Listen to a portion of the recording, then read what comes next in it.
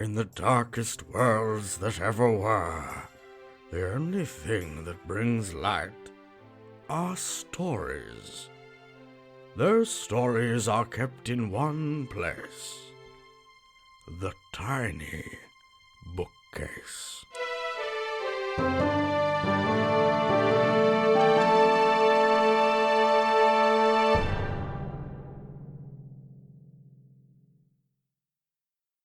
Hello, explorers of the Sacred Library. I'm Ben. I'm Nico, and you're listening to The Tiny Bookcase. Ready for another round? I'm already rope-a-doping. We're joined today by a writer of science fiction, fantasy, and horror, whose work has been nominated for both Hugo and Nebula Awards. They also went viral, describing quite the delivery of rice. We'll come back to that. It is my pleasure to welcome Shiv Ramdas. Hello, Shiv. Hello. Thank you for having me. Oh, it's lovely to have you here. Yeah, very much so. Very much so. So, how are things getting on in your corner of the world? What in my particular corner, they're not too bad. Things are actually looking up. So I'm right up here in the United States, in Washington State, where we seem to be doing quite well at the moment, like relatively. And when one talks about things in the world, one basically means the pandemic, right? Like, is there any other topic left? I think that's it at the moment, isn't it? That's the nail on the head there, friend.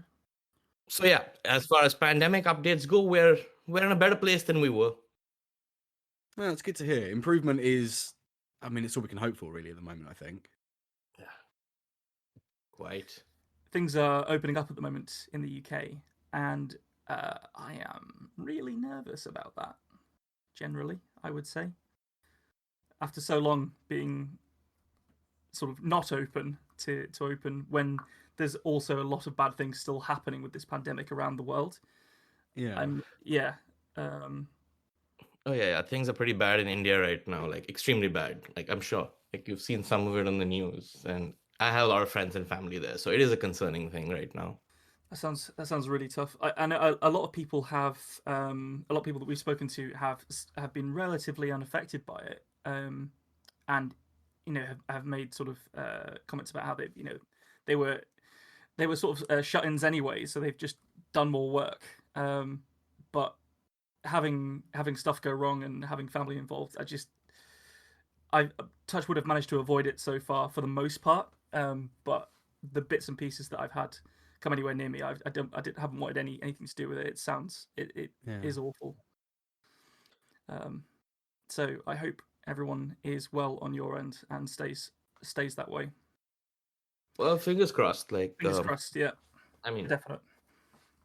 At this point, I genuinely don't know anyone who doesn't know anyone who's lost someone in India. So it's at that level right now. That's fucking horrible. Yeah, it's pretty harsh. Like I said, like off air to you guys, I would swap you lot for Boris Johnson today. Today. I'm pretty open to the trade. I'm not. What if we have you extend... realized what you're getting? What in? Like I'm giving you our government. Okay, yeah.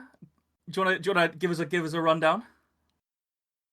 All right, put it this way. All right, we have an information and broadcasting minister whose primary qualification is cutting off the internet in case people broadcast information. We have a railway minister who spends his time sharing drone videos. We have a finance minister who talks about everything but finance. We have a health minister who's telling us about homeopathy right now. Oh. And we have a prime minister who's telling us that don't worry, I'm going to feed a peacock tonight. Oh, wow. Crystals and peacocks. This is... Yeah, right. Oh, wait. I forgot about the home minister who's not at home because he's away campaigning. Yeah. He's not at home. The not at home minister. What a guy. What a mighty good man. The transport minister and the drone videos, are they drone videos of train tracks and stuff? Or are yes, they are drone videos of oxygen tanks on trains being taken. Right. Where? And it's pretty interesting because like every state has like hundreds of empties of requirement of oxygen, and then he'll show you like 5 cylinders going on a train somewhere, live tracking. So the idea is that it's sort of saying there is oxygen. It's just, and it's on its way. Is that what? Yeah. That's his angle, right? Like, So basically, what we have is like what you'd get if you essentially like had to create a parody of a national government. Is what we have. Oh no, but we shouldn't be laughing because this is absolutely awful. No, isn't this it? is fucking horrendous. This is Oh. a very English thing. This is the nervous Yeah. laughter of people who know it's gone too fucking far. Yeah. I mean, like Boris Johnson walks into this government as like one of the high-end intellectuals. Like, let that sink in. Oh, unless there's a fridge, in which case he'll just get in, and then you've lost him anyway. Yeah. Oh. Mind you, the whole Oh. Boris thing is pretty funny. Like, it's weird. Like, I've seen Trump, I've seen Modi, but for some reason, Boris Johnson becoming the prime minister is the one that just doesn't process for me. It's an odd one, isn't it? Especially when you see that picture of him with what did he did? He did like a zip wire stunt, didn't he? Years and years ago when he Yeah. was mayor of London, and he's basically just given himself a wedgie holding 2 Union Jacks. Oh, the man's just he's a ragdoll full of old cum socks. That's all he is. My introduction to Boris Johnson was I used to watch this thing called Question Time on the BBC. Yeah. And Yeah. Boris Johnson appeared. He was the mayor then and answered every question. His answer was to hold up a book he'd written and try to plug the book. And I remember watching that and being like, how many writers I know who I wish had that kind of confidence? Funny thing is, he did exactly the same thing with Brexit, didn't he? He just kept like holding up the agreement that he'd written and was taking to the EU in exactly the same fashion. Oh So wow! he hasn't changed his style at all. Have we just unlocked his strategy for world domination, or at least England domination? Anyway. Right, enough As about his books. God. Yeah. I That is think the it's time best. to get That on is to the our best stories. derail. That is the best derail we've had at the start of Phenomenal. a recording session. I love it. Well, I can wait no longer. we're gonna move into our stories, just in case Boris Johnson busts in and tries to tell us about one of his. So it's time for you to go first, Ben. I want you to imagine me like holding up this story. Okay, I imagine you Whenever, yeah. holding up 2 or 3 sheafs of A4 paper because we write flash fiction. But this time you've written your flash fiction to the prompt Crossroads. Crossroads. There is a bell in Lower Catesby that does not ring. It hangs naked from a small spire above a small church that serves the people of that place. Those folk have not been capable of replacing it in 7 years. In that time, they have heard the thump of the war drums and the bang of the long-bore guns, as has every man, woman, and child in England. They have not heard their church bell ring, says I. By Lower Catesby there is an oddity, where a small road crosses another. The first road, crossing east to west, might lead a traveller between the small towns of Naseby and Edge Hill. The second, crossing north to south, is a lesser-known trail that will carry you from mighty York to Newbury and the south. The crossroads appears to be quite ordinary, yet I know that it is not. Beside that road's meeting point stands a mature tree, near 3 times the height of a tall man. That hawthorn is my own doing, and I have watched it bloom white and seen the red berries on its bare branches. It is said that there is a type of magic peculiar to its own time, and therefore a peculiar time must be inherently magical. If that is so, then this time of unrest, says I, is what I have waited for.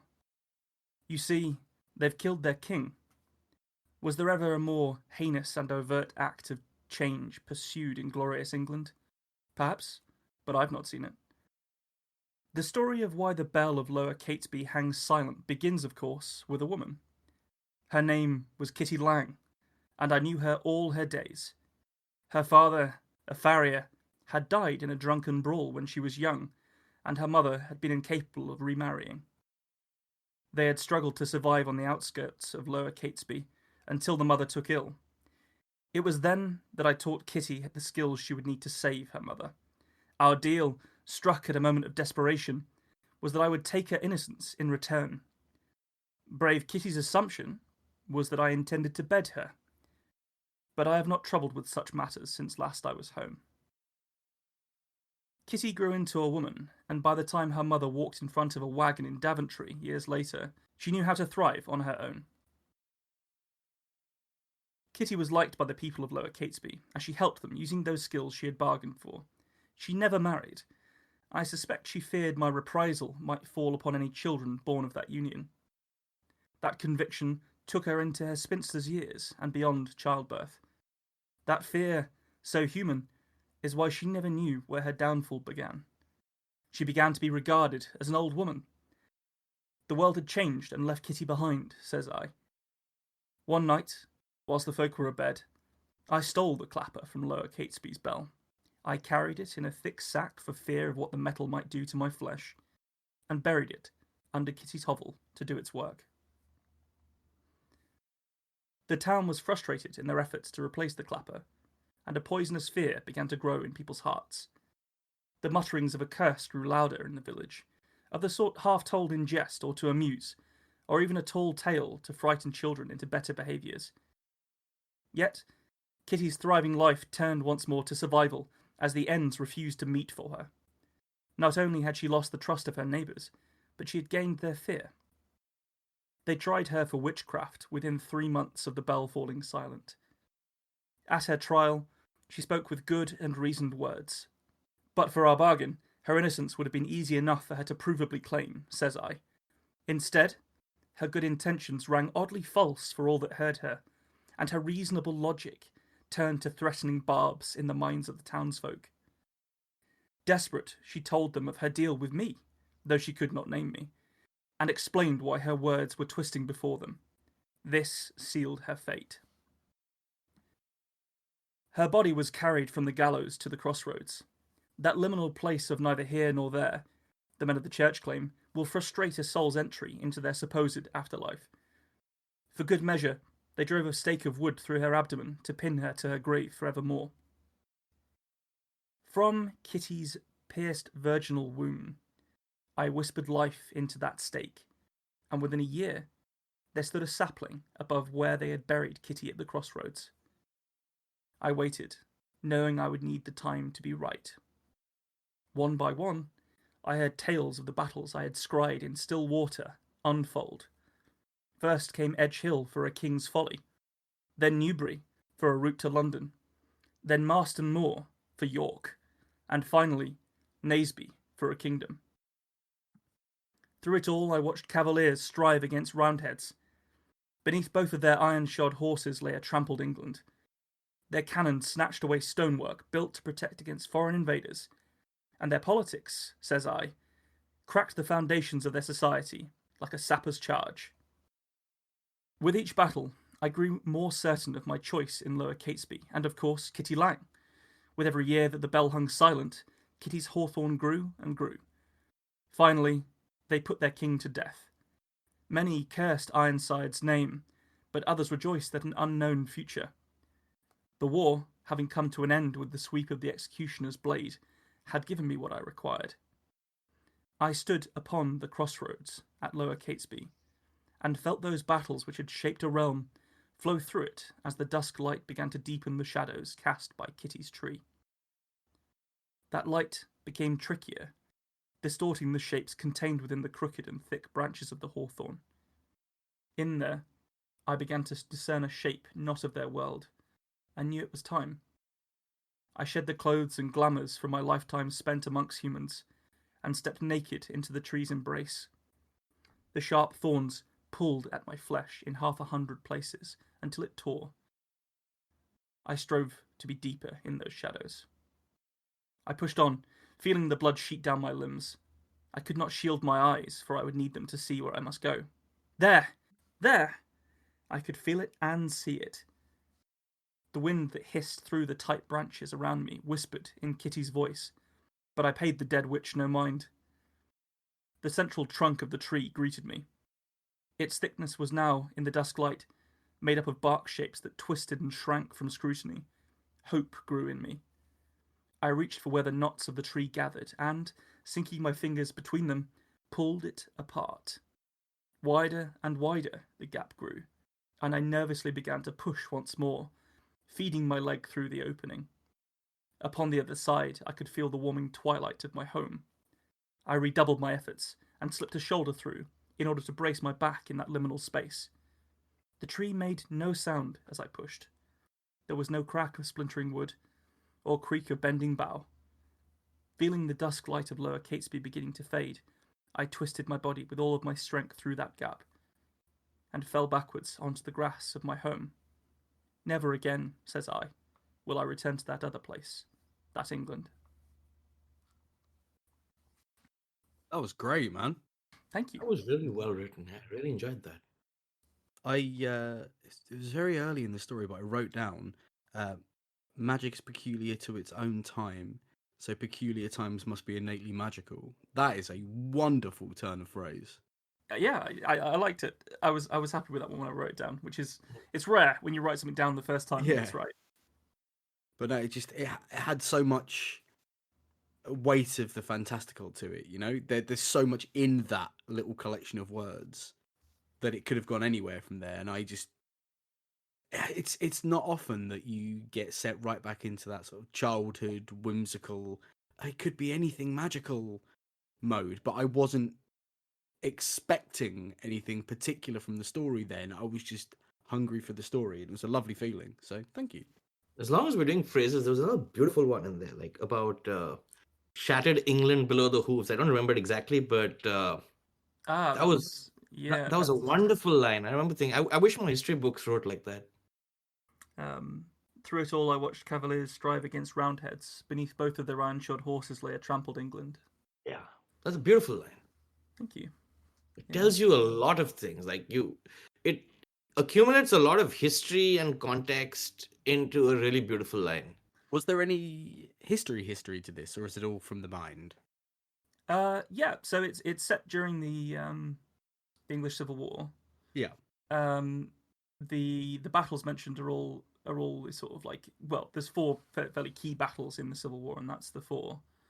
When I was looking into it, I realized that they form, theoretically, you could have a crossroads between all 4 battlefields. Oh, that's very cool. And I looked at a map of England, and there's a place called Lower Catesby at that point. You cheeky devil, you. So my apologies to the inhabitants of Lower Catesby, if anyone ever listens to this from Lower Catesby. Don't apologise to them, they're witches. Well, no, they kill witches. That's even worse. That is even worse. I would agree. Yes. Yeah, no, I had a lot of fun with it, for sure. It's also really cool to see a flash piece that covers like large tracts of like space, if you know what I mean. Like you've given us a fairly broad context while focusing on Lower Catesby. Yeah, I think that's. I agree. I enjoyed having it as a backdrop, so that whatever was, this like magic that's happening is sort of situated. Like we don't get any descriptions of the narrator. Yeah. And we don't know their name. Yeah. So yeah, I mean, did you? I wonder. Did you catch why? Was it because they were Fae, and Yeah. if you know the name of a Fae, you control them? Yes. I like it. Yes. Oh, just have to push my buttons, Ben. And that also explained like my other question throughout the entire.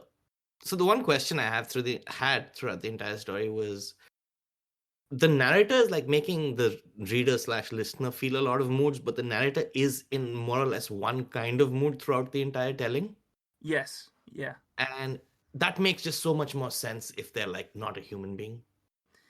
I was sort of going for sinister with the way that they were talking about stuff, but I think flat also reads as a bit sinister, possibly when they're talking about setting up. I don't mean it's flat. I just mean it's ominous, but it's more like, so when a human like tends to tell a story, like when you're telling a story, like you will feel 15 different emotions in your voice that you tell.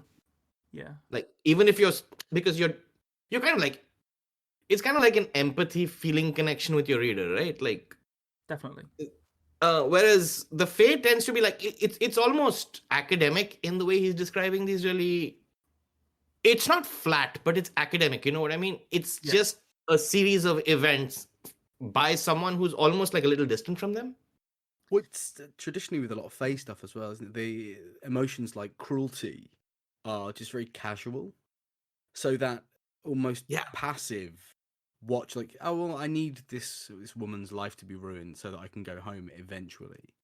and time being meaningless to them and life being meaningless to them. Yeah, just lovely.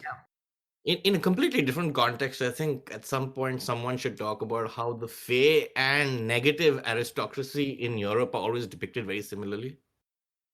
Emotionally, I mean. Like when you want to write a cruel count, he's written a lot like a Fae. Yeah, like as you said, like sort of a disconnect. Like there's an academic distance from anything real, because they haven't had to deal with it.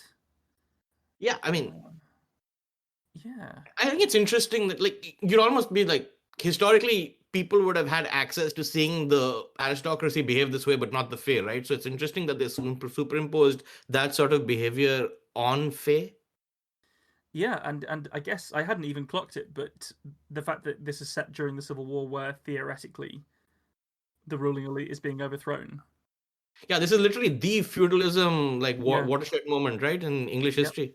Yep, definitely. No, that's a really good Magna insight. Carta not come out of this?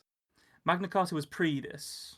Okay. Yeah, by about 500-600 years or something. Because I think it was in the 11th century. I think Magna Carta, and this was mid 17th. This was the beheading of Charles. This is the beheading of Charles. Yeah. Oh, gotcha. Yeah. This is my boy Oliver, wasn't it? Indeed, yes. The Cromwell's. That's the Lord Protector of England. I'll have you know. He does get name checked actually in this. His nickname was Ironsides. I actually didn't know. Well, I did know that. Yeah, I forgot that though. I don't know. So they called his the cavalry regiment that he sort of joined the war with were Ironsides cavalry. So with the benefit of history, like does Cromwell become one of the good ones? Well, in this piece, or in generally. Generally, like as a historical figure. Oh God, no. No, Cromwell, I'm fairly sure, on his deathbed tried to make it so that his son would inherit his title. Oh.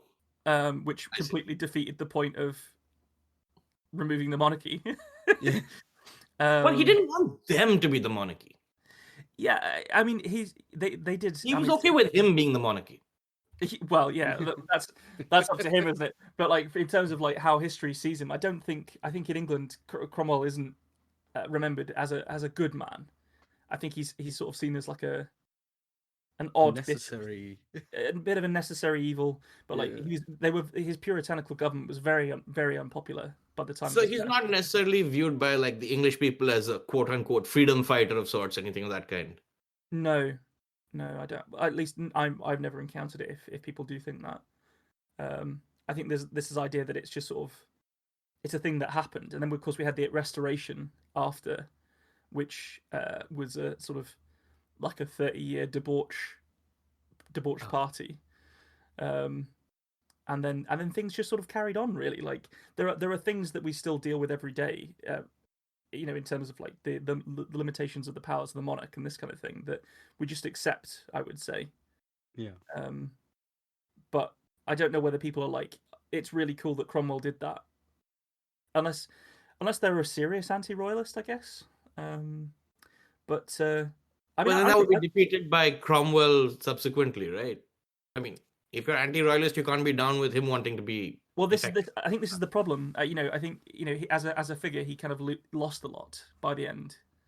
If you're looking back at it as him as a figure of history, I mean, personally, I think it's a really cool story. Like, you can find anecdotes from history interesting and amusing and exciting without them being like seen as good men, I think, or good women. Yeah, absolutely. And there's a lot of stuff about Cromwell that was pretty impressive. Like the whole New Model Army stuff that came out of the Civil War was really, really impressive. But yeah, I wouldn't. I think as with most great men in history, a lot of flaws as well. But of course. Well, anyway, listeners who want a quick course in Cromwell, the Pythons did write a song about it. It's 3 minutes long. You can skip that and just learn it from that instead. Ben, you were saying. I was aware that was becoming a bit. Yeah. Let's move on to another story. Shiv, I'm very excited to see your take on the prompt Crossroads. Yeah. I'll have you know that. So it's pretty interesting you asked me to do Flash because like I don't do Flash. So I started my writing career with 2 novels which began as one short story. So that's Ah. context for the challenge you set me. Right. So, Okay. so I've actually written this twice. I have a long version and then I have this distilled version that met the word count. Crossroads. How much longer? The taxi driver sighs. I told you, 5 minutes. That was 2 minutes ago. Can you go faster? The driver, a big burly Sikh, rolls his eyes. You know I can see you doing that, right? In your mirror. Then stop looking in my mirror. Actually, you know what? Just sit back as well. You're breathing on the back of my neck. Oh, sorry. I comply and sit back, watching the Madhya Pradesh countryside flying past us, green and brown and mundane as ever. Not where I'd have picked to set up shop, but then again, I'm not a demon. What's your issue anyway, says the driver. In response, I touch the talisman in my pocket again. Just a thing I have to do. In the middle of nothing. I smile. Oh, it's the opposite of the middle of nothing. You have a funny notion of it being somewhere then, says the driver, slowing down. He points straight ahead. There it is. I can see it too. 4 small, poorly maintained roads converging. There's some vegetation by the side. The driver pulls up. Okay, we're here. He frowns. What's so special about this place anyway? You locals are so fascinating. None of you knows a thing about the Crossroads, and then none of you can stop asking me about why I want to go here. First the lady at the guest house who called you to get me here, then the cop who stopped us on the way, now you. Have you really never heard a thing? Heard what? That this is a place of power. These are not crossroads. They are the crossroads. The spot at their very middle is also the very middle of India. And I'll be standing there now. It's very hot to be standing there. Well, I won't be standing there long, will I? The demon will come see me, right? Wait, what demon? The demon of the crossroads. Haven't you been listening to me? If you stand at the middle of the crossroads in the middle of the day and invoke the right words, the demon of the crossroads will appear to you. And I think I've said enough. It's almost noon. How much do I owe you? Listen, there's nothing for kilometers and kilometers, not even a water pump. Do you want me to wait? Of course not, I snap. You think I want a taxi waiting for me while I meet the demon of the crossroads? How's that gonna look, huh? Okay, how will you get back then? I pause. I had not considered this. Okay, maybe wait up the road a bit where the demon can't see you. I need to make a good first impression. I'll call for you when I need you. Yes, sir. I get out and I make my way to the center of the crossroads as the car turns around. I look around me. Innocuous as anything. 4 small, unremarkable roads, typical semi-rural Indian setting, with that vegetation I noticed earlier by the side. There are also fairly generous quantities of cow dung, as well as sundry other droppings I don't recognize. Probably demon. My phone beeps. It's the alarm. It's time. It's finally time. I reach one hand into my pocket, squeeze the talisman, and with the other I begin reading out from the paper. It's a long, convoluted chant, which is why the guy who sold it to me made me swear to practice the whole thing minus the last word, so I didn't screw it up when the time came. Which was quite a lot of work to do on top of paying him all this money for the paper and that ugly talisman that hurts when you clutch it because that stupid bone thing it has jutting out of the side. But one must make sacrifices in showbiz. Scared money doesn't make money. The chant is done. I take a deep breath, awaiting what happens next. Nothing. Then I hear it, a low, whirring sound, growing louder, growling. The taxi comes back into view, the driver beaming and waving at me. As he gets to the crossroads, he rolls down his window and sticks his head out. You called, sir? It is time. No, I was chanting. What are you doing here? Go back, quickly, before the demon sees you. We are the only ones here, sir. He's right, there's nothing. Except for the sweat trickling down my face. It's ridiculously hot, even for Madhya Pradesh. Do you want to wait in the car for your demon, sir? What? Of course not. How do you think it looks to the demon if I wait in... There is an AC in the car, sir. Okay, cool, let's wait in the car. A few minutes later, we're both in there. I'm in the passenger front seat this time. The driver passes me a bottle of water. I take a draft. Demon is still not here, sir, says the driver observantly.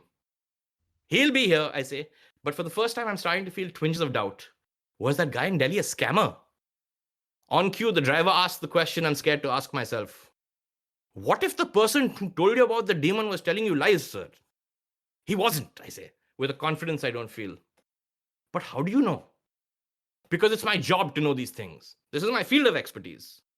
What, dealing with demons? Exactly. What is your job, sir? Bollywood talent agent. Ah, nods the driver. We wait a bit longer. Still nothing. Except how hot it is. Even with the AC on, this weather is just ridiculous. So, what did you want to talk about to this demon, sir? Asked the driver. I wiped some sweat off my face. Just business. What kind of business? A trade. My soul for a certain deal to go through. The driver considers this. That doesn't seem great for the demon. Excuse me? I mean, he's not getting much, right? Now I'm insulted. I'll have you know my soul is worth... No. Look, sir. You'll get a whole bunch of money from your deal. What will he get? A soul? What's he going to do with a soul? He's a demon, not a priest. I'm starting to really dislike this line of inquiry. You clearly don't understand. No, make me understand, sir. What does a demon do with a soul? I turned to regard him balefully, the action sending sweat flying. It's so hot, the road isn't just shimmering, it's almost hard to look at through the glare. That's not my problem. The driver shakes his head sadly. Even he's starting to shimmer. Am I having a heat stroke? I'm not convinced, sir. Well then, driver, it's a good thing your opinion doesn't matter, isn't it? Look, sir, I'm just saying a soul doesn't seem much of a thing. What about your arm? Excuse me? Demons eat flesh, right? You could offer him an arm. It's much more appealing than a soul. I'm not giving him my bloody arm. Leg, suggests the driver. Certainly not. It'll be a soul and that's it. Look, why do you need all your limbs if you're just a talent agent? Listen, there'll be no limbs. Anyway, he isn't here. Maybe this whole thing is a mistake. Just like you said. What about a finger or a toe, sir? I look at him coldly. Are you quite finished now? Almost, says the driver. For the first time, I notice how large his teeth are as he smiles. And that's when I realize he's not shimmering, he's glowing. A deep red glow. I have one last question, says the driver. Only he's not the driver. Not anymore. I scream, reaching for the door handle. It doesn't move. I yank at it futilely. Jammed. I'm trapped in the car. I can feel my stomach knotting up. My throat is dry. The driver smiles again. Tell me, human, why do I need to buy your soul when I already have you? Tell me, why do I have to barter for your soul when I already have you? Oh, that's a great way to end that story. Oh, I loved it. Absolutely hilarious as well. Very funny, really on point, beautifully told. Loved it. As soon as it started with this like argument in the car with, I think you described him as a big burly Sikh driver. Yeah, I was like, this is going to go places. I can already feel, because the tension of being in a rush is a fantastic way to do a bit of fiction, I think. Yeah. Because it was in there from the start, like this as I say, tension and drive to find out what's happening next for the character to get what they want. That first little exchange of, I can see you rolling your eyes in the mirror. Well, stop looking in my mirror then. It really set the tone. Oh, I really enjoyed it. And even as I felt that, oh no, it's him, isn't it? Part of me still wanted it to be okay. I kind of felt for this guy, even though he was a bit of a dick. Yeah, I was a bit late to the party there actually. Like when it was when he like pushed it to the point where he was like, "How about a finger or a toe?" And I was like, "Oh no, he's gonna eat him in the car." This in the build up to that though, this idea that the people weren't getting it. So the woman at the guest house, the cop on the route, and theoretically the driver. That gave me like a, you know, we were talking about ominous stuff in the previous story, but that really gave me a like really weird, unsettling feelings that he was like telling people what he was there to do, and then they were like, okay, but what are you here to do? Like it just wasn't going in. There was some kind of magical thing happening already before he knew it was happening. Yeah. Really, it was really sending me west. So I was already really enjoying it. Oh, it's really cool you picked up on that. So in the long version that I was telling you all about, so in the long version, he finds out that basically every single person he's ever met in this town was the demon. Right? Yeah. Ah, so cool. But at the end, I was trying to reconcile my earlier thought of like, that magic happening, and then the taxi driver being the demon. So that makes a lot of sense. I think that would also work, but it worked as it was. I think, because I think people are all going to bring whatever they're going to bring to a bit of short fiction, aren't they? In terms of the reader, and I think that premise is so strong that it works both ways, regardless of what the reader takes from it. A big Um, part of it for... Oh no, sorry, go Sorry? ahead. No, I was just gonna say it is the stereotype of a crossroads, right? Like you meet the devil there and sell your soul for music or something of the sort. it's something of the sort, yeah. The this idea of was it Chuck Berry that sang a song about Johnny B. No. Good doing that? No, It's so Berry, isn't it? the actual guy who's supposed to have done it is, I think, was it Robert Hunter, Robert Palmer, one of them, Robert something, I forget. It is Robert Johnson, I believe. Robert Johnson, yes, Robert Johnson, the guitarist. There He was actually, loads- he has a bunch of songs called things like the Crossroad Blues and Me and the Devil. Yeah. And he really lent into it. From what I've read, he kind of like encouraged the rumor a little bit. well, you I would mean, do, wouldn't you would, yeah. there were loads of really nice, funny turns of phrase, like this idea of sundry other droppings that he couldn't identify, probably demon. Yeah. This guy he felt like that worked with the character as well, because he's quite disconnected, isn't he? Like he's possibly being scammed at that stage. And the whole the interaction with the cab driver is definitely where it's at for me in that story. Like the where you were like, wait over there, just over there. How's it going to look if the demon arrives and I'm sat in a car? It has AC. Well, okay then.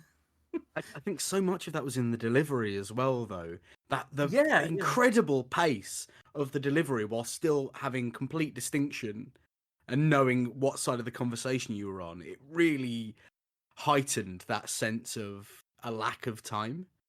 Really, really worked for me. Really worked. I think the delivery was fantastic. I think it is in the text though. Like we were talking about this idea of being in a rush at the start and complaining to the cab driver and stuff. It's in the text, I think, to and then emphasized by the way you delivered, which was excellent. That was a fantastic little story. I really thoroughly enjoyed it. How long is the longer version, out of interest? Yeah, about like 4,500. 4,500. So that's getting more towards like proper short story length then. Yeah, proper. I think technically according to Sifwa, like the moment you like cross, I think like 1,000, you're in the short story space. Yeah. We sort of straddle that boundary because we have had people read 800 words or 1,500 words. So anywhere in between the two, people read. So some people have read flash fiction and some people have read very short stories. This I suppose counts as a very short story because like this is about touching the limit of what I was allowed to do. Sure. Yes, I think a lot of mine do as well. I very much struggle to keep it towards the lower end of that spectrum. But sometimes you've got a lot of words that need to be put on there and taken back out. And taken back out. Yeah. I really hope someone out there is counting along and is going to call us out one day. Actually, that was 1,532. I have definitely played fast and loose with that upper limit a couple of times. Fully aware. So I also read Slush for Escape Pod, and you find fun stuff. Like writers do very creative things to meet word counts. Like I've read a manuscript where like towards the end where the writer starts running out of like word limit, suddenly you'll find every sentence is missing 3 words. Oh. So now you only have like so you don't need prepositions anymore. You don't need pronouns anymore. You're just like action is happening. Crikey. That sounds like a good idea for a future story, Nick. I mean, I once read a Slush story which was almost incomprehensible because the writer decided that removing all articles would save words. Oh, that's hellish. It sounds like almost like something like James Joyce would do in the middle of his sort of omnibus of stories, just playing around with it, seeing if he can still convey a story with like whilst breaking down the conventions of how writing works and reading. No works. proper nouns. Yeah. Everyone has the same name. Everyone has the same name. What are you doing, John? Said John. Listen here, John. I'm just in the John.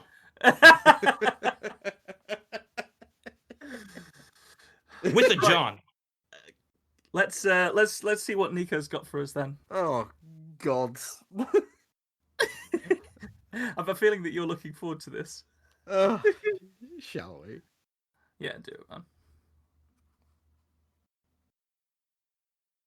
Beep, beep, bingle, beep. We're just barging in a moment to tell you about something cool. 200,000 book titles are published every year in the UK. Just 17% of these are lucky enough to get a decent marketing budget and make it to the bestsellers list. Among the other 83% are many amazing books and authors that remain undiscovered. Shockingly, it's estimated that 70 million of these books are destroyed each year in the UK alone. A Box of Stories wants to change that. By scanning thousands of titles and using real reader recommendations, their algorithm saves these brilliant books from being lost forever by curating a box of 4 surprise books. You could even pick the genre of the box, like historical fiction or crime.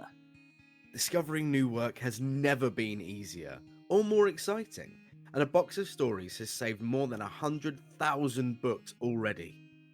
To receive £4 off of your first box, use the code TINY when you check out at www.aboxofstories.com. That's TINY, all in lowercase, at www.aboxofstories.com. Now let's get back to our stories. Beep, Bengal, beep, beep. Crossroads. Darren stared at the map. Some part of him was convinced that if he stared hard enough, it would begin to make some bloody sense. He silently cursed his dad's printer. He was pretty sure they'd bought the thing in the late 90s and never put any new ink in, which had resulted in multiple pink lines that may or may not have been roads crisscrossing their way across the dog-eared A4 sheet. Are we lost? Simon rolled a finger around an ear cavity, then nonchalantly flicked the unearthed treasure skywards. Darren had to admit that they probably were, though he wasn't going to admit that out loud to Simon, who was, by all rights, the stupid one. Maybe if he framed it correctly, he could put Simon in the wrong. Either way, he couldn't actually see a whacking great field anywhere on the map they had. There was a good chance that grey smudge in the corner was in fact it. Or at least part of it. No, Simon. We're on a journey of discovery, and therefore lost only spiritually. That sounded good, Darren thought. He could probably get some lyrics out of that. Yeah, in fact, if you knew which way your chakra gates were pointed, we would probably be in an even more fortunate spot. Oh, right. Simon nodded, which he did a lot when Darren was speaking. Sorry about that then, I suppose. I don't really know anything about chocolate grapes and that. Darren sighed, in a way that only young men with floppy hair and Morrissey records can. He rotated the map 90 degrees and decided that it was now probably facing the right way. A circle, done in what should have been thick red Sharpie, but was in fact a maroon felt tip Darren had pinched from his sister's drawing supplies, marked the intersection of Highways 1 and 8 in the township of Rosedale, Mississippi. This was, musically speaking, something of a holy place. America has a lot of musical roads, Route 66 being a particular favourite. This is almost certainly due to it being so long that anyone driving up it would eventually come up with a song just to make the next bit of desert look a bit more interesting. This particular set of crossroads, however, was steeped in what Darren would refer to as culture. Legend has it, and legend tends to get its way because no one has managed to track it down and tell it to bugger off yet, that this very junction is a loose spot between earth and hell. That on that very spot a young man by the name of Robert Johnson sold his mortal soul to the devil for world-class skill at the guitar, pronounced guitar to those in the know. Another popular theory is that he practiced quite a lot and had an affinity for the instrument, though this is regarded as a lot less romantic and mysterious and gets you thrown out of parties, or at least the sort of parties that I never get invited to. Darren firmly believed the former theory, and Simon always believed Darren, which kept things a lot less complicated. The pair had formed their two-piece cottage punk experience, Darren didn't like the word band, 8 years ago, in their last year of school.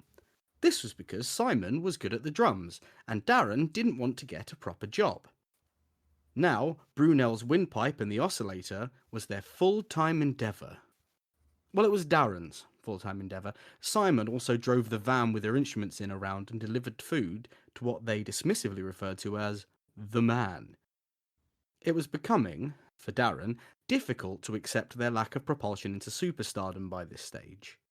It was almost certainly, he maintained, because of the narrow-mindedness and possibly narrow-earedness of the general public, who just didn't get their vibe. This had driven him to somewhat drastic measures. Satan-themed measures, to be precise. He'd turned his phone off at the airport. Partly because you couldn't have it turned on in the air, but mostly because when his dad noticed one flight to America on his credit card bill, he was going to go absolutely spare. He had yet to turn it back on, unwilling to admit defeat with his hastily screen-grabbed map, and far more unwilling to actually have the conversation with his father, who was going to say ridiculous things about getting a real job. There is, of course, no such thing as a real job. They were all just allowing themselves to become cogs in a machine that Darren knew he existed outside of. Simon existed firmly in the machine, but Darren didn't mind because he was always willing to pay for lunch. It was with some surprise and a bit of help from Darren that Simon didn't need, and most certainly wasn't grateful for, that the pair pushed their way through a large bush and emerged, battered and sweaty on an unassuming crossroads. Stood there, in a suit white and crisp, their hair swept back like a bird of prey mid-dive, was Satan? The man smiled. Darren thought he looked rather personable. Simon accidentally released a tiny amount of wee. "You're late, boys. It's nearly 2. This is supposed to happen at midnight." Was he telling them off? I mean, par for the course, really, Darren thought. But the bugger should be grateful. He was about to make music history. "Yeah, sorry about that. My friend really held us up." Darren gave a practiced look of derision at Simon, or a vague approximation of where he believed Simon ought to be. "We've come to have the world enlightened to our musical cause." The devil raised an eyebrow. This wasn't how it normally went. The musician in question would show up, ask to be absolutely phenomenal at whatever they were intending to do, and then bugger off until the devil needed an extra soul for a poker game or to load the dishwasher. This self-assured little knob, however, seemed to be under the impression that it was everybody else who was wrong. This was a level of smug that Satan could actually admire. He should offer the lad a job. Perhaps in another life. Or death, more accurately. "Listen here, son. That's not how it works. First you gotta offer me something. Like your soul." So much like your soul, usually, that it was, in fact, your soul. "I don't believe in souls. I believe that everyone exists on a spectrum of crystalline energies, and that through correct alignment of your chakras, you become..." "Yeah, that's great, son. That's just great." This was annoying, even to a creature whose background noise was normally the wailing of the damned and Enya's back catalogue. "What about you, son? What do you want?" The question really threw Simon for a loop. It had been years since anyone had asked him that. Literally years. Darren had even said, "chicken," on the plane before they could ask him what he wanted for his lunch. Simon didn't make decisions like this. His brain span like a spider at the plug, the currents of soapy water pulling at his many limbs. He felt his eyes dart, in so far as one so unused to quick thinking could dart, between the Prince of Darkness and the man who considered himself king of the bloody universe. Something, in that moment, snapped in Simon. He was, music historians would later say, at a metaphorical crossroads. They don't make comparisons to the physical crossroads he was also on, as that would just be silly. The rubber band had come right off the envelope here, and the lip at the top flap was unfurling at speed, The letter of Simon's intent was about to unfurl faster than the quality of this metaphor. I don't know, really. I suppose I wouldn't mind being a bit better at the drums, and I do wish Darren would leave me alone. The devil smiled, the same curled grin that had previously elicited piss. It threatened to do so again. You got it, kid. Darren, in that moment, wished he had turned his phone on. He wished a lot of things, really. Maybe he could have been a bit nicer to his dad, or called some of those girls back. Maybe he could have contributed to charity, or worked hard to improve the lives of those less fortunate. Sadly, it's common for such thoughts to strike the ungrateful and unpleasant when it's too late. As it was now for Darren. With a soft plop, he ceased to be, as did the devil, leaving a now much better drummer in Simon, as he had wished, alone. He was, from that day forth it must be said, probably the greatest drummer in the world. Sadly, however, he was a drummer, so no one gave a shit. Oh, God. You just pissed off so many people. I'm a front man, it's what I do. As someone who plays bass, I suggest that you say bass.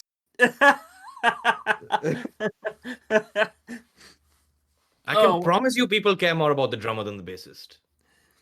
Oh, quite possibly. I don't know, they're all the rhythm section from where I'm standing. That was really good. That was really good. Really channeling Darren there. I was, when you finished your story, Shiv, and you were like, oh, who's the guy? I was like, I don't want to immediately be like, it's Robert Johnson. I've got it open. But I'm quite pleased that we landed in the same place, but with different cultural approaches as we came at it from our different parts of the world. That was very cool. Yeah, it was. To be fair, like the whole sell your soul thing is very much a Western concept, so it's like very much superimposed here, which is why I went into like our demons tend to eat flesh, so I like it. I like that. I enjoy flesh-eating demons. They're the best kind of demons. yeah, they don't get enough attention. The oh wow, the Simon misremembering align your chakra gates as chocolate grapes. I don't think I'm ever going to be able to hear that phrase ever without afterwards going chocolate grapes. It reminded me very strongly this idea of like Darren being like actually we all exist on the spectrum of crystalline energies. Him being like that reminded me of the homeopathic health minister or whatever it was, Shiv. It's all coming full circle. It's all coming. I live in Seattle. Like I feel like I know Darren. I think we all know a Darren. At least one. If you know only one, you don't live in Seattle. Is the place filled with struggling musicians doing Deliveroo whilst trying to enlighten the world as to their music? Oh God, you've been here. I have, very briefly. It's actually a really nice place, but yes, that's a lot of it. It's a really fun place, but there's also it's a weird place. Like I have long hair and a long beard, especially in the pandemic, and I was downtown once, and I literally had someone run out of a shop at me on the street and tell me, I just want you to come to my yoga store and sit at the counter and I will pay you. What? Yeah. Because I'm Indian and I have a beard, so apparently that would be good for business. Holy shit. That's not all right. I know, but it was hilarious. But it was also cool. You were laughing all the way to the bank with that one, were you? I sometimes I really wish I had it in me to do this kind of grift because I would have taken it. But like I just had to say no. Yeah, I think that was probably for the best. I would have done it and eaten pizza the whole time. Just sat there putting away slices. You turn up in like a big baggy robe, and then inside you've got loads of junk food that you just sort of reach in. That isn't even the weirdest stranger I've run into over here. Like I was God. trying to catch a bus. I was trying to catch a bus once, and this guy, and I kid you not, in a top hat and tuxedo. All right. At a bus stop at 7 a.m. is standing there, and then he starts talking to me, and then halfway through, he's giving me his card, and his card is like, I forget his name, but I remember his job title. It was magician. No, sorry, it wasn't magician. It was wizard. And then he's like, I can do magic. I can make your wishes come true. What do you most want in the world? Tell me, I'll make it come true. And I'm like, boss, like what I most wanted was to catch that bus I just missed because you were telling me about my wishes. I mean, my wish would have been for him to fuck off, and he could have made that happen. So maybe it's real. I definitely would have taken that guy way too seriously and like seen how far his madness went. Unfortunately, that is what I do. So that is what I did. We had a very long chat. And I must say, like, as a writer, it was a great experience because he had genuinely great reasons for everything not working. Oh, like so when he tried to pull a bunny out of the hat or whatever. No, like straight up, I was like, all right, what about cash? Can you get me cash? And then he gives you like valid, like magical reasons why cash cannot be generated on the spot. Do you remember what his reason was? Oh, for the cash? Oh, absolutely. Yeah, he was like, magic cannot be used to attain material gain because then it is an incentive for the magician to just work for himself instead of society. Okay, not bad, not bad. I like, not bad. Not bad. It hangs together with the rest of his worldview. Yeah. No, he actually looped it back to, which is why I am standing here at 7 a.m. at a bus stop trying to help strangers like you. Wow. So he really felt that he was there. There was no grift to it. Like he wasn't trying to get something out of you. He was there to try and help you with his magic. I genuinely don't know, but he didn't ask me for money. He didn't ask me for anything. So, which is why I think he's one of the more interesting encounters I've had. He's just a stranger who wanted me to believe he could do magic. Bloody hell. Maybe it's wild, just man. the British cynic in me, but I'm certain he was masturbating about that later. Oh. Why did you have to go there? Straight into his top hat. And did you ever wonder how they kept the bunny so white? Benjamin! Oh, they do call it a top hat. Oh. For my next trick! Just to try and ratchet it back to your story for a moment. I loved this idea of Satan's grin eliciting piss. Just the phrase "illicit piss" it is somehow really sort of highfalutin and also really, really grim. Oh yeah, and that's it just worked me very to a well. T, though, isn't it? Highfalutin and grim. And the Darren, the character, wanting his wish being to enlighten the world as to be better so that they could understand his music rather than be the other way around. I thought that was quite a nice twist. You know, we were talking earlier about it being meeting the devil to ask for musical talent being something that we're all already aware of. Yeah, I think you had to do something else with the story in order for it to hang together and work. And I think you did it, and I enjoyed it. So thanks. I'm glad you did. It's immediately taken us to some weird places as well. So it's always good. But the devil in music is like such a fun trope. Like I don't know if it's still in print, but many years ago I did this story about the Devil's Music Academy, which is basically it was essentially like a spin-off of this concept, right? So it's about how all the people who go to the Crossroads to ask for musical talent actually end up in this academy like for years. Right. So they actually have to go and work for their talent, sort of thing. Yeah. So they actually just go and like they take music classes and then they like sell it as like selling their soul. It's all part of a big scam. Like the devil's part of it. Like all these guys are on the take. It sounds pretty good. It sounds like a good premise. I wrote it in high school, so like it came out in a paper or something. I have no idea how to find it ever again. Oh, wild! Absolutely wild. But coming back to this one, it was like the accents were great, by the way. That was a great reading. thank you. Yes, yeah, it was. I got a real sense of the character immediately, and like what kind of version of the Western Devil you were doing, as well. Yeah.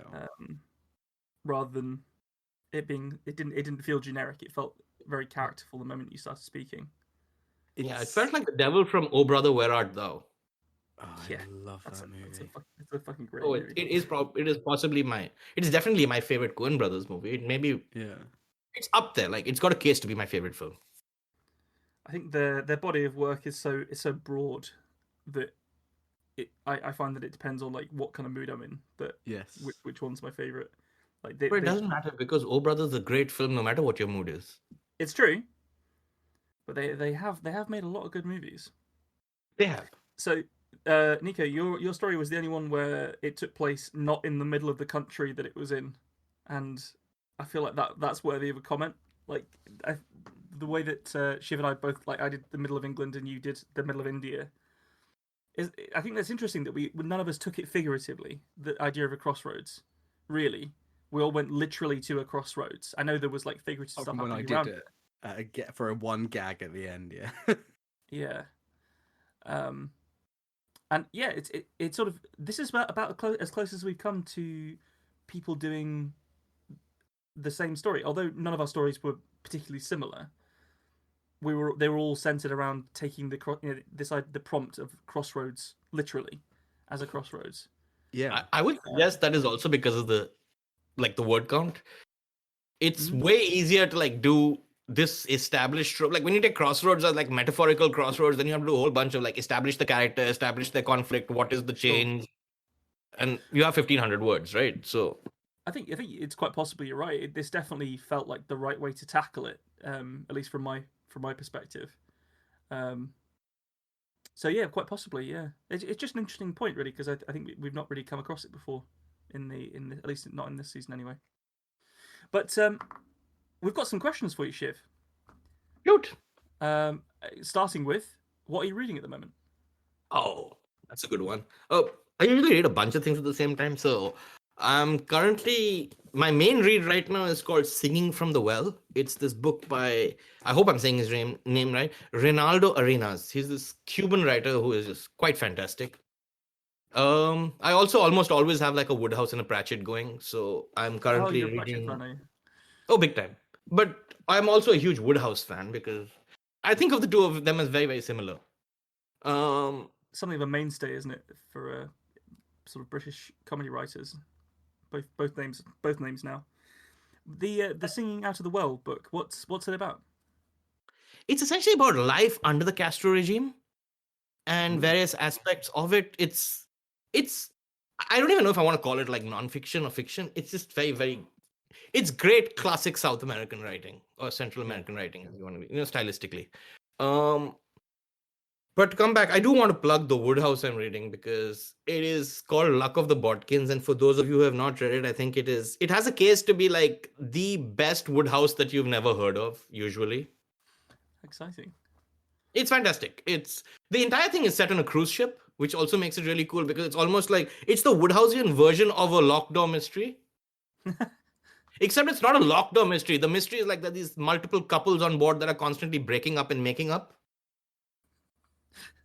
It sounds right. It's hilarious. It's genuinely hilarious. So there's a whole bunch of like good for nothing English people who are heading off to New York, and they're basically breaking up and making up. But on that ship as well is this major Hollywood producer who is being forced by his wife to smuggle a necklace because she doesn't want to pay customs. Of course. It so turns out this guy's one great fear in life, the one thing he has like this paranoid like terror of on sight, is customs agents. I have to ask because if I don't, or if we don't, someone will send me an angry email. What is the Pratchett book you're currently reading? Because if we leave that one a mystery, someone is going to flip. Oh, guards. Ah, yes. I have a friend that's reading that for the first time at the moment. On our insistence, and I love it. I think they are in for a great time. Yeah. I'm currently rereading Jingo myself. So. Oh. So if I'm reading two Pratchetts, I'm also reading Color of Money because I feel like it gets unfair criticism. Well, not unfair criticism, but I feel like it gets more criticism than it deserves. I think it's a really good book.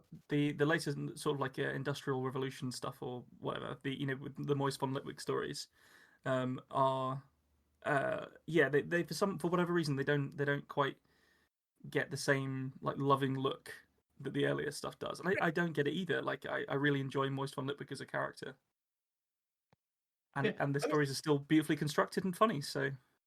And a lot of the best wisdom of Pratchett is in like his Watch series. Like a lot, like some of his most quotable stuff is from there.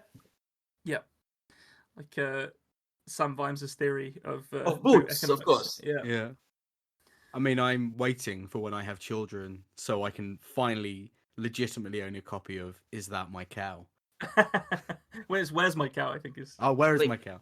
yeah. Like genuinely one of the great regrets of my life is I did not read this book in time to like argue with my school economics professors about the theory of boots when they like talked about stuff. That would be imagine just bringing Sam Vimes to the fore. Yeah. Yes, Guards, and the rest of the watch books are really good, and Yes. I thoroughly. What a lovely discovery to find that you also regularly reread them, because I do as well, and as Nick says, and so does he. I take a lot of inspiration, I think, from. I cannot write like Pratchett does. Well, very few people can, I think, but I love getting that fix of comedy writing Yeah. from reading his stuff, even if I've read it 1,000 times. Good humor is like chocolate. You can eat the same flavor again and again, and it's just as good, you know? Definitely. So this links strangely because when I answered this question all the way back in the first episode, I said Night Watch by Pratchett. But what is the best book you've ever read? Oh God, like it's... So that's such a difficult question in the sense that like how I don't know about best book because like you'll have different books at different points of time. Really? Yeah. I'm gonna just go out on a limb and say like the greatest story ever told, in my opinion, is the Mahabharata. You're gonna have to eliminate us there, I think. I believe So I mean, so like for you know the basic stuff about it, like it's the world's longest epic, blah blah blah. But it's Yeah. essentially a story which is so vast in scope that when they had to make the TV show of it, they made the viewpoint narrator time. Oh wow. So like the last act of the so it's quite incredible, and a lot of it has to do with like this one guy who lives for a really really long time. And it's got Game of Thrones politics, it's got like warfare, it's got like observations on like social ills. It even like succumbs to a lot of certain social ills in its own right. Like it's not a non-problematic text in any sense, but it's just a massive scoped story. Like I do not think I've ever read a book as much of a vast scale. And I don't just mean time, I just mean like in the context of like when you combine stuff like the time periods, the epic scale, the kinds of characters who basically involve gods as well as humans in the whole epic thing, as well as the depth of character work they do with each of these characters. It's quite incredible. It sounds like it really is the definition of an epic story then. It is literally the epic, right? I mean, it is the longest epic in the world. So that's your starting point. So that is my not so direct answer to your question of best book. I think it's a good one. This idea of scale in a story, whether it's not just like how big the book is or anything, but also like everything that it deals with, and the idea that that can be problematic, depending on its depictions of stuff. I like. Do you sort of buy into this idea of like of sort of cancelling books over you know how they express things that were as they were at the time, anything like that? Or can you disconnect from it and just be like, it is what it is? Canceling is a strange word, right? Because I'm not canceling anything. At the end of the day, like what we talk about canceling is like someone saying, I choose not to do this thing for myself. So Yes, exactly. that's not exactly a cancellation. I mean, it's not like I cancel Coke when I say I prefer Pepsi, right? True. So that would be my like starting point there. I think it really, really depends. It genuinely depends on the thing in question, the time period in question, your association with those things in question, how much of an issue that still is in the world today in question. Like, for instance, you will find depictions of race that are extremely... And again, like, it's a difficult question in the sense that because for every book you can pull out of a period and say, like, oh, this is a product of its time, you will find other books from that time that deal with things in an absolutely perfectly acceptable manner, even in the modern day. Yeah. So, I mean, the classic example is Lovecraft, right? Like, but Lovecraft, you may call him a person of his time, but there were dozens of writers writing alongside Lovecraft who weren't racist, who weren't obsessed with the idea of a dark person walking down their street as the epitome of all that is horrific in the world. Lovecraft is a really good example, I think, like, because his stories are phenomenal. I love them. But I remember really strongly one of the first times that I encountered a bit of his his racism in his work, like overtly, in terms of the words that he was using. And I was shocked. I never felt like I'd been slapped by a book before. I was just like, what the hell was that? But I still enjoy Lovecraft. So Lovecraft is interesting from an analysis perspective in that.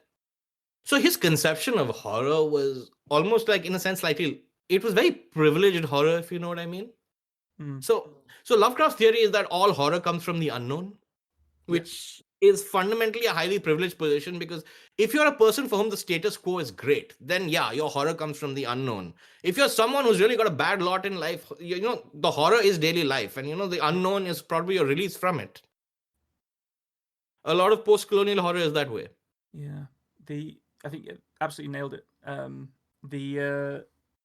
The writer Alan Moore, the comic book writer Alan Moore, has done a few comic books dealing with Lovecraft, including the Neonomicon and Providence, and he does sort of set it up that way. This idea that Lovecraft is disconnected from the world, and we know from like historical sources that he was disconnected. I think he spent a lot of time sort of ill and indoors and that kind of thing, didn't he?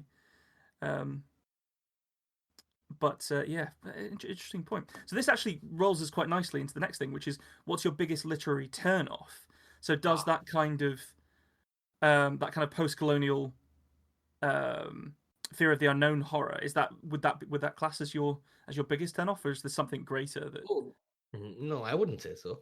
Like, I would go more along the line of pet peeves, like things that just annoy me when I see them. When I would take this question, like, for me, it's two tropes that both relate to like aliens specifically. The first is probably my least favorite thing of all, which is like aliens come from this other galaxy and they cross like these billions of miles, and every possible resource and element that the entire universe contains in vast quantities that are beyond human imagination, so they can come here and take over Lake Hudson. Yeah, they will pass literally. I don't think we have numbers for the quantities of like hydrogen and oxygen they will pass, because they will come here because they need water. They want good American soil. That's what they want. Yeah, which is the other part. Like, those damn commie aliens ain't gonna take it from me. And for some reason, like, aliens always arrive in an American city for some reason. They really like American cities. Well, although that's a whole other thing. So that's one. The other thing is like just the lack of humanoid aliens. Like, I find it really weird that why is the greatest Jedi master not an octopoid with 10 arms or 8 arms with 10 lightsabers? Like, how the hell are you going to beat that?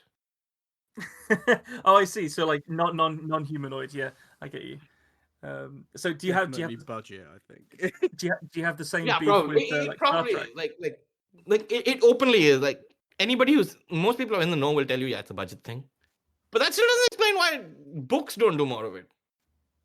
I mean, I guess if you're talking about serializations of movies or TV shows, in the case of Star Trek and stuff, they've kind of got to like keep up the show's the way that the show depicts the known peoples of the world, because I'm sure there's plenty of space in those books for people to experiment a little bit, but they can't go too far, because then it's not Star Wars or it's not Star Trek anymore. I look forward to Shiv's book about gorilla-faced slugtopoids with 10 arms. Well, this idea of post-humanist sci-fi and this kind of thing it's all really exciting. I think this pushing consciousness into like octopus bodies and all that kind of weirdness. It's got some legs, if you'll take the pun. Would you octopi? Would you do it? I occupy all the time. You occupy octopi? Wait, I'm big. So squid are kind of like a subject I'm very into. I quite like them with chili and salt on them. Not the squid I study. So what draws you to squid? I say, tell me more of your squid. Yeah. They're the most alien things that you'll find on this planet, really, in a lot of ways. And they're really smart. They're Like Humboldt squid are really interesting, and they're not even like the most fancy squid or anything, but they're really cool in the sense that a lot of Humboldts, like they're pack animals, and it's really rare that you'll find a full specimen because the moment you hook it, the friends start eating it. Like the moment you hook it, Oh wow. and each of them is about the size of a human, like about 6 foot. So it's not like you're dealing with like some piddly little squid. This is going back to my fear of the Mariana Trench, isn't it? And the things Yeah, that yeah. lurk in the deep. A bunch of squid eating each other. Mm. I'm pretty sure there's a bunch of squid down there. In fact, I think they did see like they definitely saw flatfish, and I think I vaguely remember something about squid. Oh, No, thank you. keep talking. You'll get Nick to disconnect. You just tilt me. Are you not a fan of the deep? No, terrified. Genuinely terrified. I I'm hate not- boats. I, d- Oh, Yeah, I was on a cruise ship for 6 days, and I just had to convince myself I was on land, because Wow. otherwise I would have freaked out the entire time. the ocean is a very scary thing, but it's always been something that really fascinated me since I was a child. Like Well, I'm you go. a then, big I'm fan of staying undersea here. life. Sorry, what? You go then. I'm staying here. Works for me. Like I'd go. So Seattle has a fairly sort of famous like Bay Area, doesn't it? Is that why you moved to Seattle, because it's so coastal? Well, long story short, I moved to Seattle because this is actually a long. It's either really short answer or really long. The short version is I moved to Seattle to see someone I had met a few times before, and then I got married to her, so I'm now here. I think that's a tight bit of flash fiction. So, long story short, I came here to do Clarion West back in 2016, and I met the person who is now my wife then briefly. Then I came back later that year to meet her again, and I just never left. I think that's lovely. Really sweet. Yeah. So while we're talking about your favorite people, who is your favorite fictional character? Oh, now that is.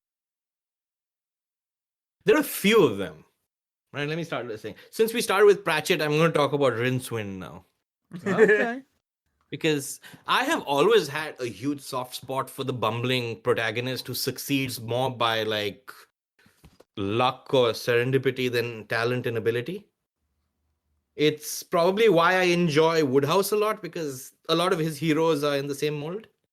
And Rincewind, of course, is the classic fantasy fiction, basically useless protagonist, right? Rincewind actually has a suitcase that is more useful than him. So there's him. Then, in a slightly different mold, a character I really like, or a character trope I really like, are characters who are basically inscrutable because they constantly contradict themselves. So now I have to talk about Garak from Star Trek. Oh, nice. So, if I would say trope-wise, these are my two favorite character tropes. Character-wise, I think these are two of the characters that depict it the best. Yeah. These tropes the best. Like I love Garak. I think Garak is simply the single greatest character in all of Star Trek. And weirdly enough, I feel like there are a fair amount of people on the internet who agree. I think so. Judging from all the Star Trek meme groups I'm in, I think a lot of people like him. Both More of them important are question. Go on. Which one are you more like, Shiv? Now see, if I answered that question, I wouldn't be like either, would I? There we go. Both are walking Chekhov's guns as well, aren't they? I think. Except that Garak is a Chekhov's gun that may not use the gun at all. Like it's there. And he's like, you know what? Check out that wall. Those are like my medals from shooting people. But you know what? I may not have bullets. I may. Why don't you find out? Why don't you find out? And then, of course, Rincewind with the magical spell in his head. Yeah. No, this would be like, actually, what has happened? This gun is broken. Why is this trigger come off? Can you put it back together? I have to shoot that guy over there. He'd probably just try and run away from the gun where it lies on the ground, wouldn't he? Rincewind is brilliant. And okay, since we're talking characters, I have to like point out, it's not my favorite character in all of fiction, but it's one of my favorite characters in all of fiction, is the luggage itself from Terry Pratchett. Yeah. And So what shout out draws you to the what luggage. draws you to the luggage? Yeah, shout out to the luggage with its many legs. with its many legs and its bottomless stomach. Like, just think about how incredible it is. Like, just think about the visual. What an incredible visual. It's a suitcase that runs around and eats people and anything. Just think about that. Like, And it's pretty the most unstoppable. incredibly vivid visual you can imagine, and it's hilarious. And it's used as it's not even used as a get out of jail free card because the luggage is as apt to eat a Rincewind ally as a Rincewind enemy. Mm. It could possibly eat Rincewind. We're not actually sure it won't. And often gets him into trouble anyway. Yeah, it's a wonderful device. It because from a narrative perspective, you could build an entire series of books just off the results of having that bit of luggage in your life. Oh yeah, and indeed, he actually did create a bunch of novels out of it. Speaking about like structure and like how you might use narrative tools to build things, what is your process for writing a novel or a series, or does it differ when you write in the shorter fiction to the longer fiction? You mentioned earlier you turned your short story into 2 novels. Honestly, it just differs based on the project mostly. Like, Mhm. I feel like a lot of writers say this, but like every time you write a new one, it's like you're learning to write for the first time again. Um, what do? I tend to come up with something, then I tend to think about it. So the writing is actually the very last thing I ever do. Mm. So for me, writing a book takes or a story takes very, very little time.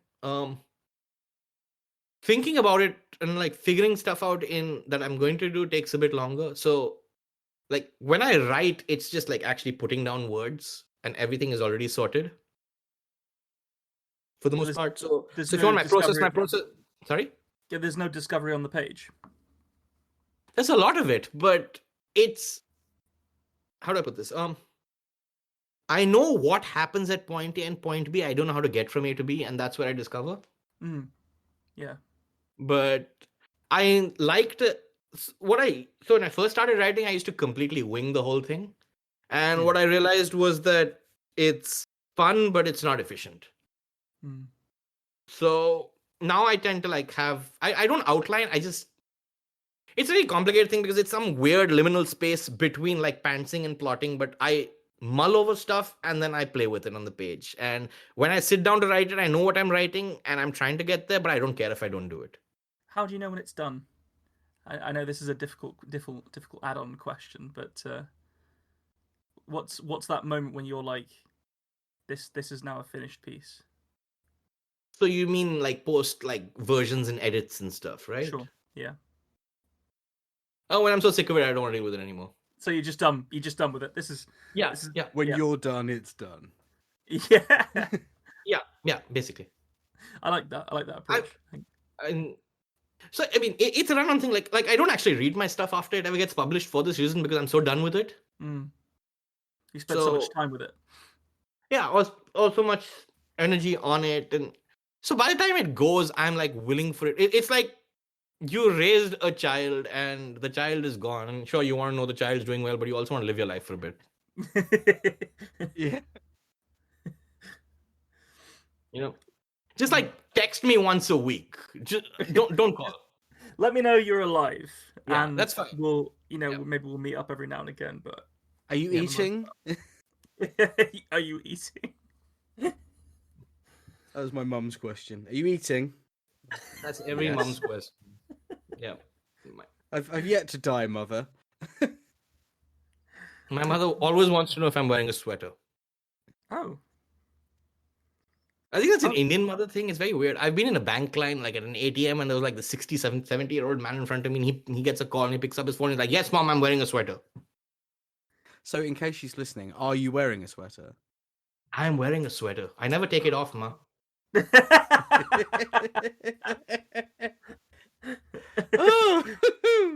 Oh, nice. We're not going to get you in trouble, promise. So, let's move on. Shiv's mum, stop worrying about him. He's got it on, okay? Now, Shiv, if you Yes. could adapt any book into another medium, and you can Ooh. adapt it into anything. It hasn't got to be a film. It could be a play.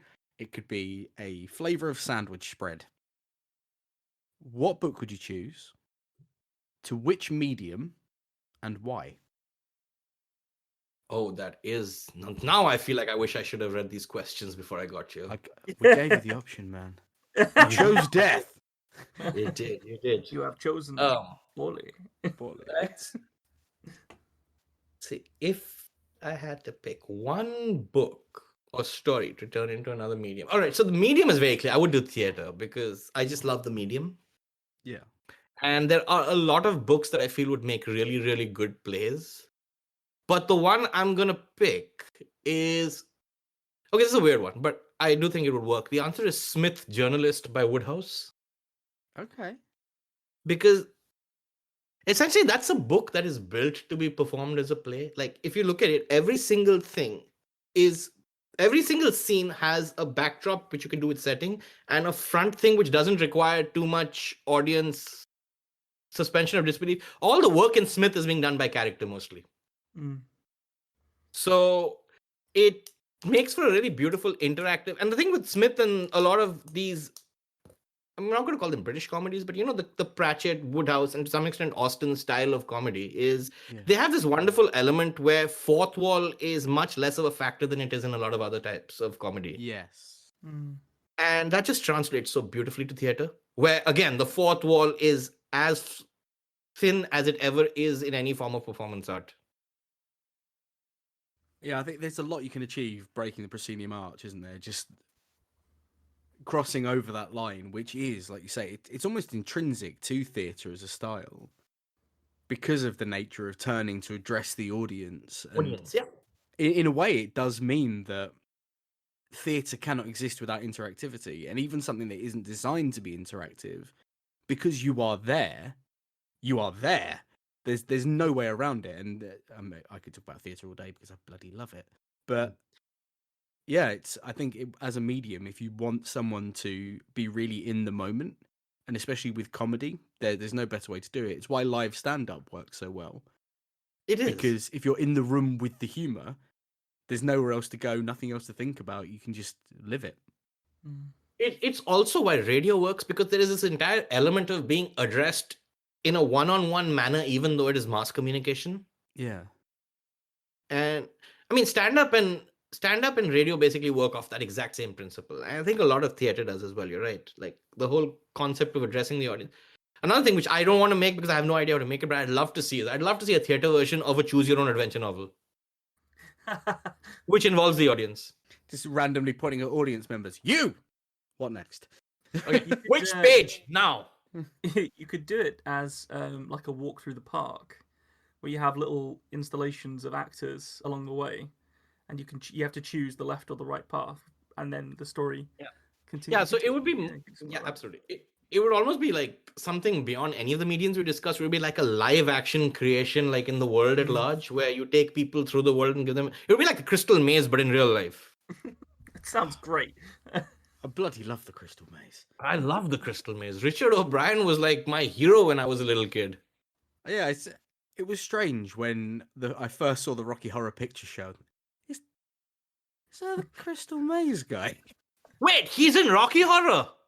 He wrote Rocky Horror. No! Yeah, he's Riff Raff, and he wrote it. I've never actually seen Rocky Horror, but like I've heard about it my whole life. I had no idea it had anything to do with it. Yeah, there you go. In for a treat. Definitely in for a treat there, then. Wow. Riff Raff has blown your mind. Oh. You could say it's astounding. One of the more interesting things to do is explain the Crystal Maze to Americans. So, if they get trapped, what happens then? Yeah, those questions like, so if all they're supposed to do is collect those tickets, like, why do they do all those levels first? Well, it's because they get 5 seconds per crystal. Yeah. What if they don't get any crystals? Yeah, well, they get 20 seconds. My favorite question was like someone at a party or something was like, why don't they just lock it from the inside and keep collecting them?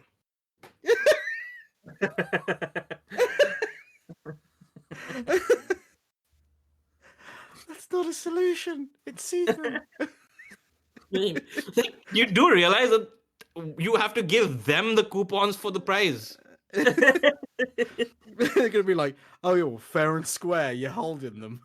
There's definitely some militia thinking happening there, isn't there? Yeah, there's a see that's a line that should be in like I don't know if you guys have watched that TV show. It's this really funny British show that I'm getting quite fond of. It's called People Just Do Nothing. I've not, no. Well, you should watch it. It's on Netflix, and it's basically about a bunch of absolutely terribly musically untalented MCs who think in Brentford who think they're geniuses. Okay, I'm in. Yeah, Yeah. I think I could see it. I could see it. It's incredible. They run this thing called Corrupt FM, which is a pirate radio station that is listened to by exactly nobody. And the protagonist is a guy who calls himself Grinder with an AH. Oh. And he's played by that actor is really good, Alan Mustafa, who's a really good actor. I'll have to check it out. Yeah, you should. It's going on the It is. list. Definitely. It is the funniest thing on Netflix right now. So we've gone for what would you adapt, but let's move away from books just for a moment into what is your favorite fact about the world, about anything. Oh. Like, all right, here's one that I really enjoy. I don't know if it's my favorite, but it's one I really, really enjoy, which is a squirrel cannot die via falling on Earth. Hold the fuck up. What? You telling me Yeah, you like- take a squirrel up the Empire State Building and you yeet Fuck that the little Empire State motherfucker? Building. You take a squirrel to the top of the Burj and throw it down. Nothing. No, come on. Why? But here's why. All right. So squirrels have this whole thing where they can actually like flatten their bodies into almost like parachute formats, like to like help themselves fall. So here's the real catch. All right. You need to hit something called a terminal velocity for like something Yes, bad to happen to you when you fall. That velocity varies per animal / species / whatever. The number you need to hit for terminal velocity for a squirrel is greater than the number you would be able to hit by dropping someone from the atmosphere. I can't get over this. You could chuck a squirrel off a plane, and odds are it may survive. Unless it gets sucked into the engines. Well, That's not falling, man. But that's not a fall. Well, that's a fall of sorts, but that's more like pride. But anyway, Who tested this? I think it's just a there's principle of actually physics. this incredible video on YouTube of this guy who didn't test it off planes, but he went sort of like completely fascinated by what squirrels could do. And he created this series of obstacle courses to like make it harder and harder for them to fall and jump. And it was quite incredible. This is what he was doing through the pandemic, by the way. Well, Is known in the squirrel language as chuk chuk tekari, which means bastard. Yeah, he created a crystal maze for squirrels in his backyard. I'm starting to see a pattern. Well, Chekhov's done, right? yeah. Only this time it's his maze or his squirrel. Pick your choice. Oh, Chekhov's phaser aside. What have you got coming up soon, Shiv? Oh, well, a few things.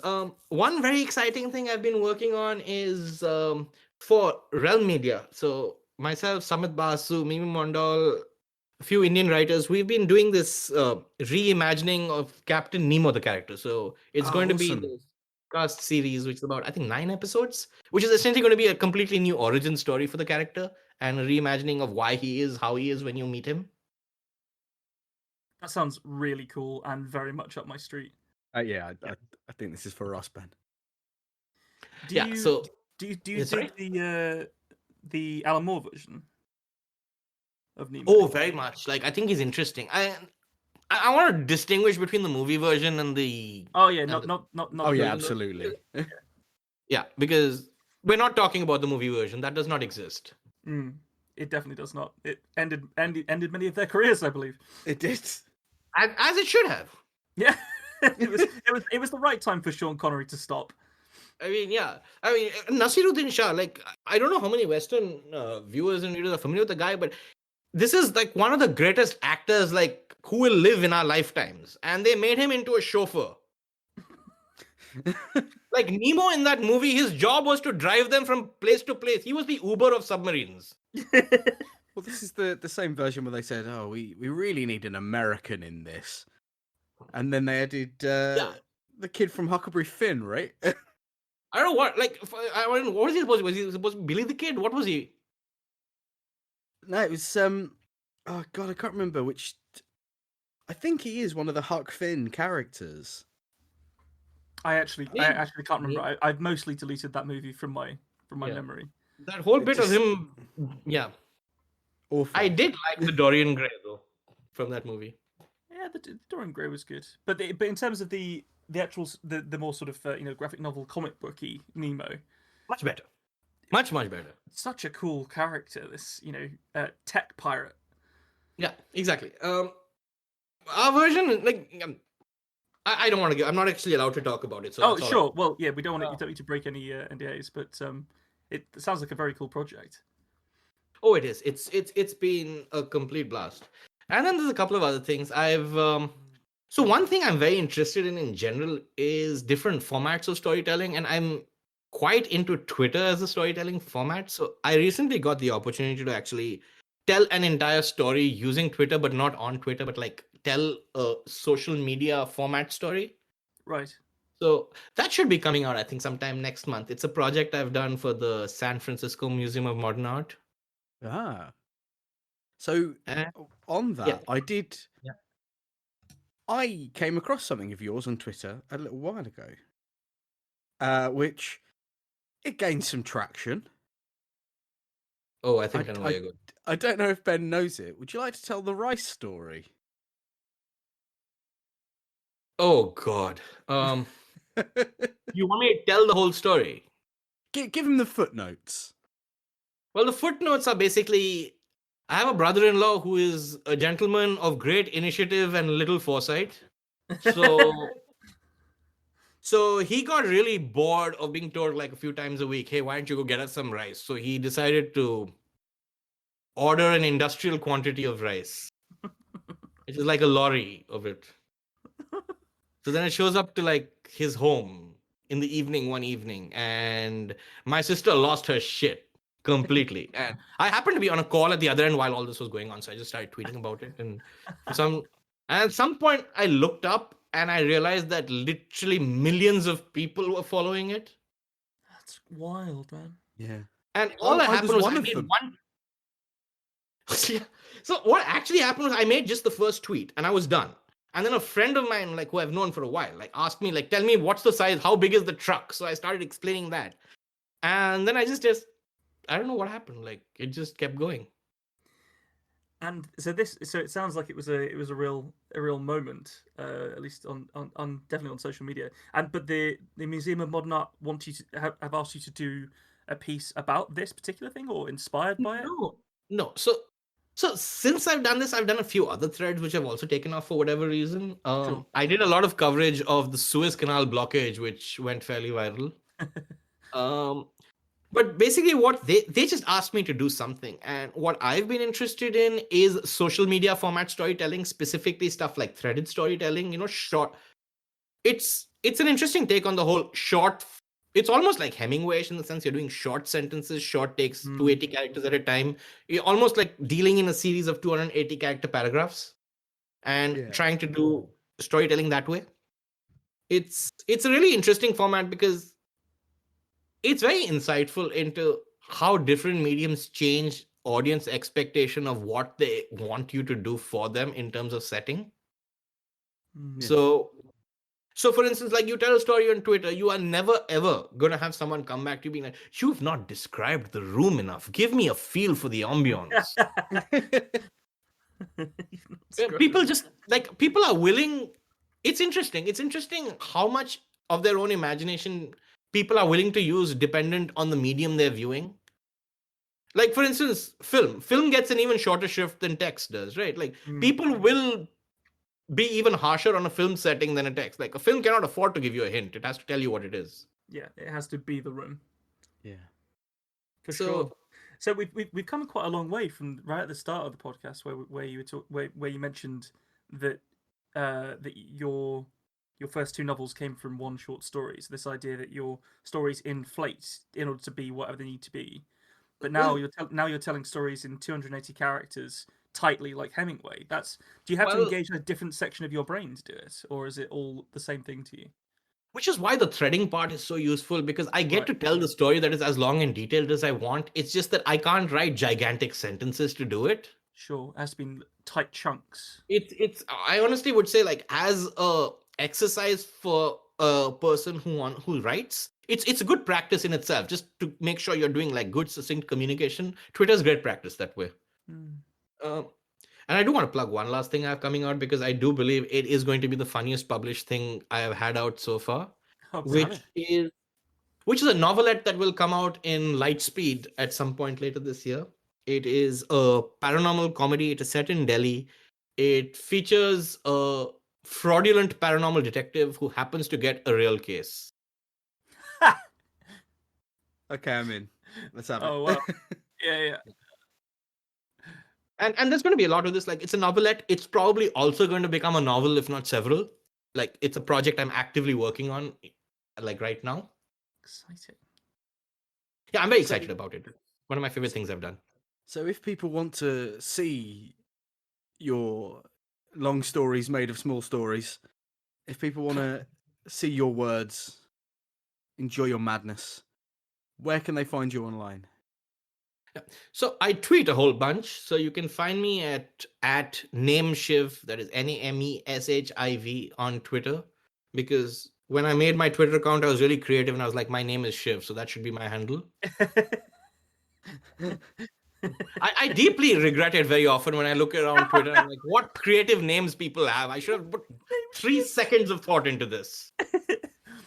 I actually prefer that. I think a lot of people try too hard. True. But some people try just right. But you also have a website as well, don't you? I do have a website. It is shivramdas.net, where I tend to update stuff like where I'm appearing, such as this appearance, things I'm doing, things that you can expect to see coming out, so on and so forth. It's just like a good place to check in on what I'm doing at the moment. Well, I hope the people that are listening are going to keep following you, and we'll also be tweeting out your work as well when this comes out. I tell you what, man, it's been fucking phenomenal talking to you and laughing with you and talking about stories. I feel like I've like learnt stuff, but also laughed a bunch. It's great. It's been a pleasure. Thank you so much. I've had such a good time. Thank you so much for inviting me on. That's lovely to hear, man. Thank you very much for coming on. We appreciate it a lot. From me, name Nico, and I speak also on behalf of name Ben. It's been amazing, genuinely wonderful having this experience with you. Thank you so much. Now let's go throw some squirrels into the Marinara Trench. No.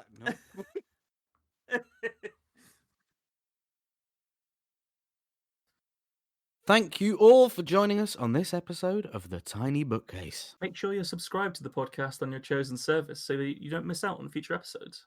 You can follow us on Twitter at BookcaseTiny, where you can talk to us directly and even suggest prompts for upcoming stories. If you're not a tweeter, you can find us on Facebook and Instagram as well. Just search for The Tiny Bookcase. Now, if you want to support the podcast, and we'd really appreciate it if you did, you can do so at patreon.com/thetinybookcase. And then you could be just as special as these story seekers. Should we thank them?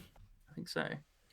Well, then it's a huge thank you to the legendary Matthew McLaren and the absolutely epic Scott Byrne for their support. Thank you for listening. Catch you next week.